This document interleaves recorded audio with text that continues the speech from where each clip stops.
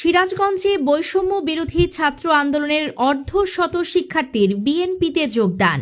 সিরাজগঞ্জে বৈষম্য বিরোধী ছাত্র আন্দোলনের সঙ্গে যুক্ত প্রায় অর্ধশতাধিক শিক্ষার্থী বাংলাদেশ জাতীয়তাবাদী দল বিএনপিতে যোগদান করেছেন।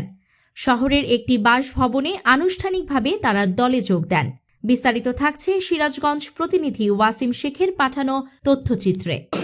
সিরাজগঞ্জ শহরের একটি বাসভবনে বৃহস্পতিবার বেলা 11:30টায় অনুষ্ঠিত হয় বিএনপিতে যোগদান অনুষ্ঠান।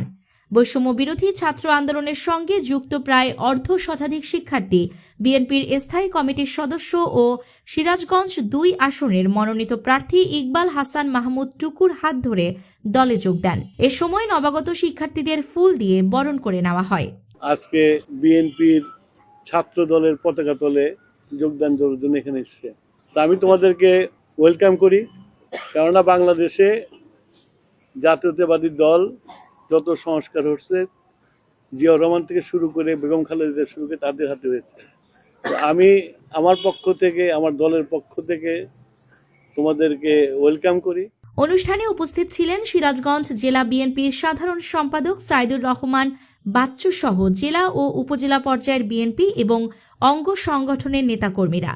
বক্তারা বলেন, তরুণ ও শিক্ষার্থীদের সক্রিয় অংশগ্রহণ গণতন্ত্র পুনরুদ্ধারের আন্দোলনকে আরও শক্তিশালী করবে। নবাগত শিক্ষার্থীরা জানান, দেশে চলমান বৈষম্য, দমনপীড়ন ও গণতান্ত্রিক অধিকার হরণের প্রতিবাদেই তারা বিএনপির রাজনীতিতে যুক্ত হয়েছেন। স্কুল জীবন থেকে জাতীয়তাবাদী ছাত্র দলের পলিটিক্সে আছি, কিন্তু এতদিন নির্দলীয় থাকার সবচেয়ে বড় যে কারণটি, সেটি হচ্ছে কোনো গুপ্ত সংগঠনের বা গুপ্ত বাহিনীরা যেন ছিনতাই করে নিতে না পারে। তারপরে আমরা আনুষ্ঠানিকভাবে সেখান থেকে বেরিয়ে এসে আমরা আনুষ্ঠানিকভাবে আবারও জাতীয়তাবাদী ছাত্র দলে অতীতে নেই আবারও ফিরে এলাম। ছোটবেলা থেকে আমার যেহেতু বাবা দাদা বিএনপির আদর্শে আসলে বড় হওয়া, গত 17 বছর তো আমরা স্বৈরাচারী শাসনের মধ্যে দিয়ে গিয়েছি। আমরা বাংলাদেশটাকে চিনতে পারিনি। যেহেতু নতুন করে বাংলাদেশ গড়ার একটা সময় এসেছে, তখন ভেবে দেখলাম এই আদর্শে বড় হওয়া, এই জন্যই আর কি বিএনপিতে যোগ দেওয়ার। একটি গণতান্ত্রিক ও বৈষম্যহীন বাংলাদেশ গড়তে সক্রিয় ভূমিকা রাখার প্রত্যয় ব্যক্ত করেন তারা। নিউজ ডেস্ক, দৈনিক অন্যধারা।